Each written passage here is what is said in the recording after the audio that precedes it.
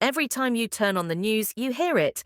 The economy is growing, GDP is up, the country is doing great. But have you ever stopped to think, is that actually true? Is GDP really the best way to measure progress, or is it just a misleading number that hides deeper problems? Let's check that out in this video.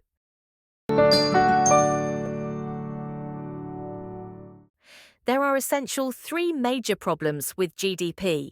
Number one, GDP doesn't account for unpaid work and informal economy. Let's start with a simple question. What's the value of a mother taking care of her children, cooking meals, and managing the household? In real life, it's priceless, but according to GDP, it's worth zero. Now, if she decides to hire a nanny and a chef, suddenly GDP goes up. But did the amount of work being done actually change? No, it just became officially paid work instead of unpaid labour. This is one of GDP's biggest blind spots. A farmer growing food for self-consumption is not counted in GDP because GDP measures only market transactions involving the exchange of goods and services for money. Since the farmer does not sell the produce in a formal market, it does not contribute to the economy's monetary flow and remains outside GDP calculations. However, if the farmer sells the produce, it becomes part of the agricultural GDP, contributing to the overall economic output. And then there's the informal economy, the billions of workers across the world who don't fit neatly into the official system. Think about street vendors in India, local farmers in Africa, and gig workers in the US. In many countries, over 50% of economic activity is informal, but since their transactions aren't always recorded, they don't fully count towards GDP. This means that entire economies are being undervalued and underestimated just because GDP can't measure what's happening outside of official paychecks. Number two, GDP doesn't consider quality of life. Now, let's talk about something GDP completely ignores: quality of life.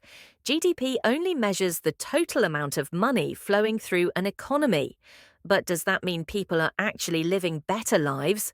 Take South Korea, one of the fastest growing economies in the world. Their GDP has skyrocketed over the past 50 years, transforming the country into a global powerhouse.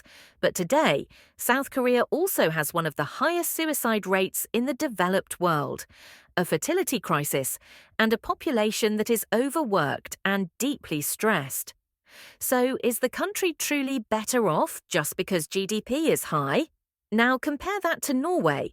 Norway has a lower GDP than the US, but people enjoy shorter working hours, free healthcare, and one of the highest happiness levels in the world. Why? Because they prioritize quality of life, not just economic output. Now, GDP can also rise due to inflation because the total value of goods and services in an economy is measured in nominal terms, meaning higher prices lead to an increased GDP, even if production levels remain unchanged. That means you actually feel poorer because your purchasing power may decline with rise in GDP. And here's where it gets even crazier. If people in a country get sick more often, GDP might actually go up. Why? Because more money is being spent on hospital visits, medications, and treatments.